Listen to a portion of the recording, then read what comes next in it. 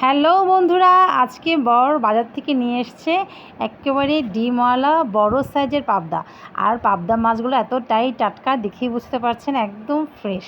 আর মাছগুলোর সাইজও কিন্তু খুব ভালো, একদম আমার হাতের সমান, এতটাই বড়। আর এরকম ভালো সাইজের মাছ কিন্তু সবসময় বাজারে পাওয়া যায় না। তো আজকে পেয়ে একদম বর দেরি না করে নিয়ে চলে এসছে। মাছগুলো দেখে কিন্তু আমারও ভীষণ পছন্দ হয়েছে। আর সবসময় আঁশওয়ালা মাছ কাটার চাইতে আঁশ ছাড়া মাছ কাটতে আমার ভালো লাগে।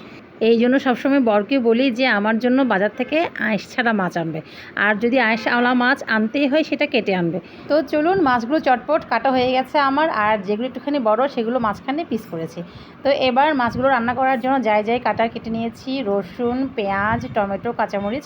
খুব একটা মশলা আমি দেবো না, কারণ পাবদা মাছের একটা আলাদা ঘ্রাণ আছে, বেশি মশলা ইউজ করলে ঘ্রাণটা নষ্ট হয়ে যায়, এই জন্য আদা বাটা দিলাম না।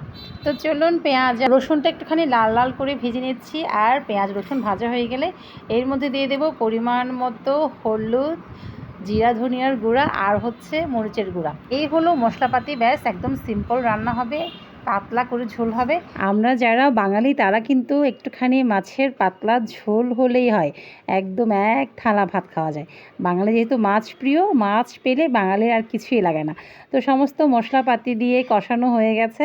এবার দিয়ে দিচ্ছি পরিমাণ মতো লবণ, কাঁচামরিচ আর টমেটোটাও দিয়ে দিলাম। টমেটোটা একটুখানি কষিয়ে নেব, ততক্ষণ পর্যন্ত কষাতে হবে যতক্ষণ না পর্যন্ত তেলটা উপরে ভেসে উঠছে। তো তেলটা উপরে ভেসে উঠলেই বুঝতে হবে যে একদম পারফেক্ট কষানো হয়ে গেছে।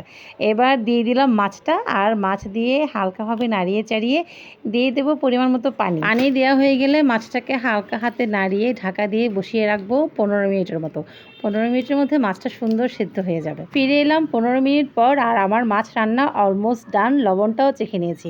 এবার দিয়ে দেবো ধনেপাতা, আর ধনেপাতা দিলেই রান্নাবান্না শেষ। তো চলুন দেখাই মাছের ফাইনাল লুকটা কেমন হয়েছে। এই হলো ফাইনাল লুক, আর দেখুন কি পরিমাণ তেল হয়েছে। আমি কিন্তু খুব তেল ইউজ করিনি, এই সব মাছ থেকেই তেল হয়েছে। মাছগুলো যেহেতু ডিমওয়ালা মাছ ছিল, একদম পাকা পাবদা ছিল। শেষ করছি আজকের ভিডিও, ভালো লাগলে লাইক করে দেবেন। টাটা।